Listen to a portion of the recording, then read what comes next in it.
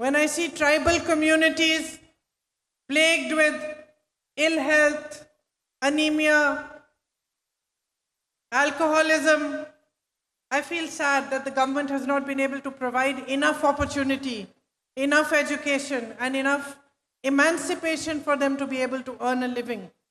അവിടുത്തെ ആദിവാസി സമൂഹങ്ങൾക്കകത്ത് അവർക്ക് രോഗങ്ങൾ ഉണ്ടാകുമ്പോൾ, അതുപോലെ തന്നെ അവരുടെ സമൂഹത്തിനകത്ത് മദ്യത്തിന്റെ ഉപഭോഗം വല്ലാതെ വർദ്ധിക്കുമ്പോൾ, അവർക്ക് പോഷകാഹാരങ്ങൾ ലഭിക്കാതെ വരുമ്പോൾ, അവർക്ക് കൃത്യമായിട്ടുള്ള അവസരങ്ങൾ ലഭിക്കാതെ വരുമ്പോൾ, ഈ സർക്കാരിന്റെ പരാജയം കൊണ്ട് അവർ ദുരിതം അനുഭവിക്കേണ്ടി വരുമ്പോൾ എനിക്ക് വിഷമം ഉണ്ടാവാറുണ്ട്. Look at your infrastructure here in Kollam.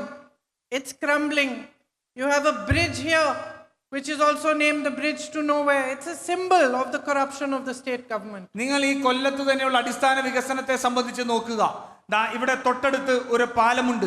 ആ പാലം ഇപ്പോൾ തകർന്നു വീഴാറായിരിക്കുകയാണ്.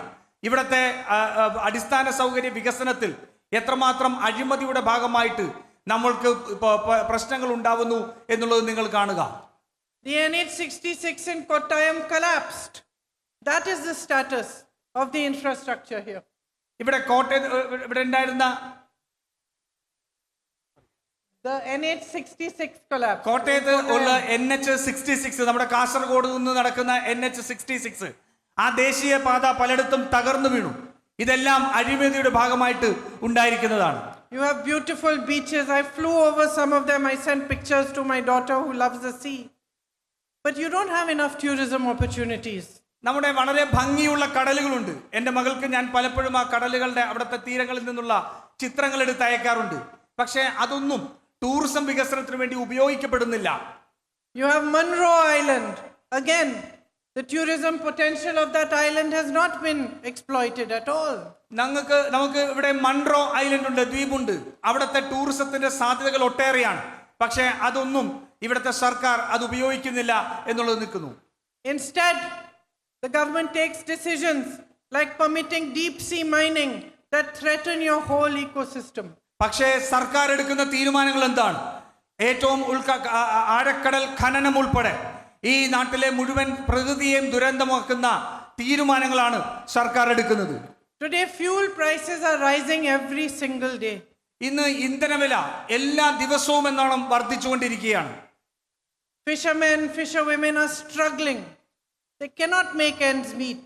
You don't need me to come from Delhi to tell you this. You already know it better than I do. നമ്മുടെ മത്സ്യത്തൊഴിലാളികൾ അവരുടെ ജീവിത ചെലവ്, അവരുടെ പ്രവർത്തന ചെലവ് വല്ലാതെ കൂടി അവർക്ക് രണ്ടറ്റം മുട്ടിക്കാൻ കഴിയാത്ത അവസ്ഥയാണ്.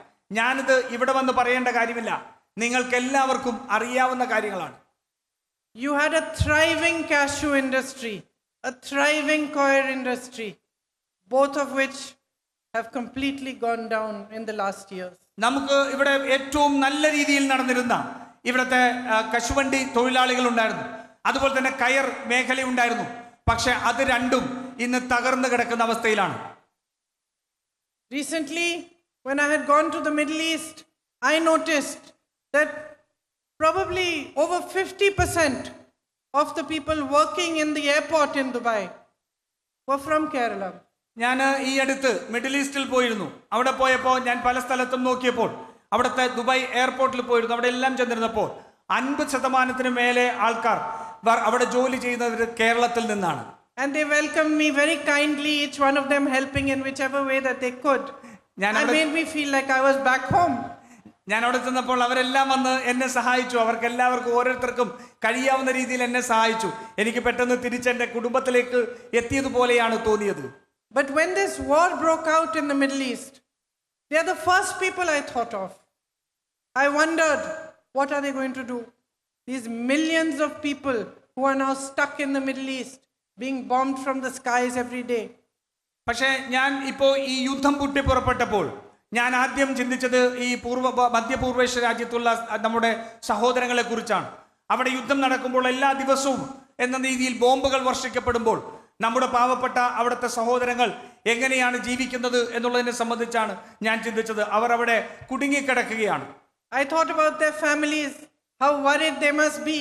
We are all mothers, my sister sitting here. We always all worry about our children. Our children are going for a short drive. We get worried that I hope they reach safely. And here, thousands and thousands of mothers will be worrying every day that their children are stuck in the Middle East and the government has no significant plan for their safety and security. നമ്മുടെ അമ്മമാരും സഹോദരിമാരും എല്ലാം ഇവിടെ ഇരിപ്പുണ്ട്. ഞാൻ പലപ്പോഴും അവരെ കുറിച്ചാണ് ചിന്തിക്കുന്നത്. നമ്മുടെ മക്കൾ പുറത്തേക്ക് പോയാൽ അവർക്ക് എന്താണ് സംഭവിക്കുന്നതിനെ സംബന്ധിച്ച് നമുക്ക് ആകുലതകൾ ഉണ്ടാവും. നമ്മുടെ കുട്ടികൾ ഇന്ന് അവിടെ നിൽക്കുമ്പോൾ സർക്കാരിൻ്റെ കൃത്യമായ ഇടപെടലില്ലാതെ അവർക്ക് ആശ്വാസം നൽകുന്നതിന് വേണ്ടിയുള്ള ഇടപെടലുകൾ ഇല്ലാതെയാവുമ്പോൾ അവരെങ്ങനെയാണ് എത്രമാത്രം ആശങ്കാകുലരായിരിക്കും എന്ന് ഞാൻ ചിന്തിക്കാറുണ്ട്. Now things are going to become more difficult. With the crisis in the Middle East, firstly, many of you have brothers, sisters, relatives, sons, daughters stuck there. Secondly, fuel prices, as I said, are rising every day. LPG prices are rising. Trade is going to become more difficult under the circumstances.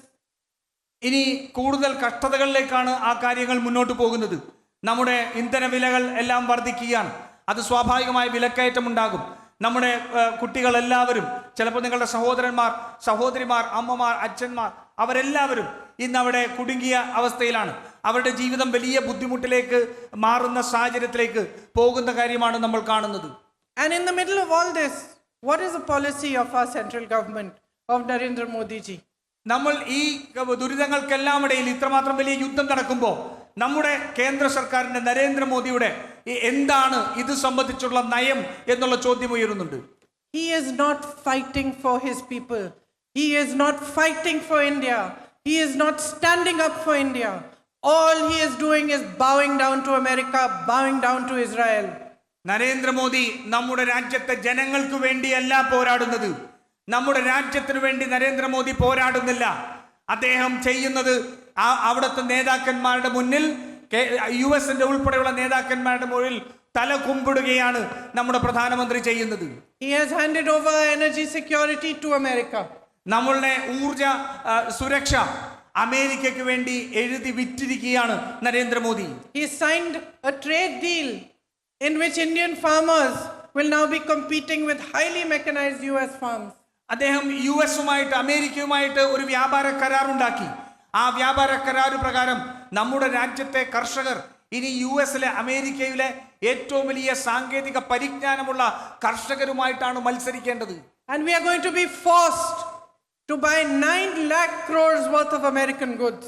അത് മാത്രമല്ല, നമ്മുടെ രാജ്യം അമേരിക്കയുടെ 9 ലക്ഷം കോടി രൂപയുടെ ഉൽപ്പന്നങ്ങൾ വാങ്ങാൻ ആ കരാറിലൂടെ നിർബന്ധിതരായിരിക്കുകയാണ്. We are even told who to buy our oil from, how to buy it, when to buy it, when we can buy it, when we can't buy it. നമ്മളുടെ നാട്ടിലേക്ക് ആവശ്യമായിട്ടുള്ള എണ്ണ പോലും എവിടെ നിന്ന് വാങ്ങണം, ആരുടെ അടുത്ത് നിന്ന് വാങ്ങണം, എപ്പോൾ വാങ്ങണം, എത്ര വാങ്ങണം എന്ന് പോലും വിദേശ രാജ്യമാണ് ഇന്ന് തീരുമാനിക്കുന്നത്.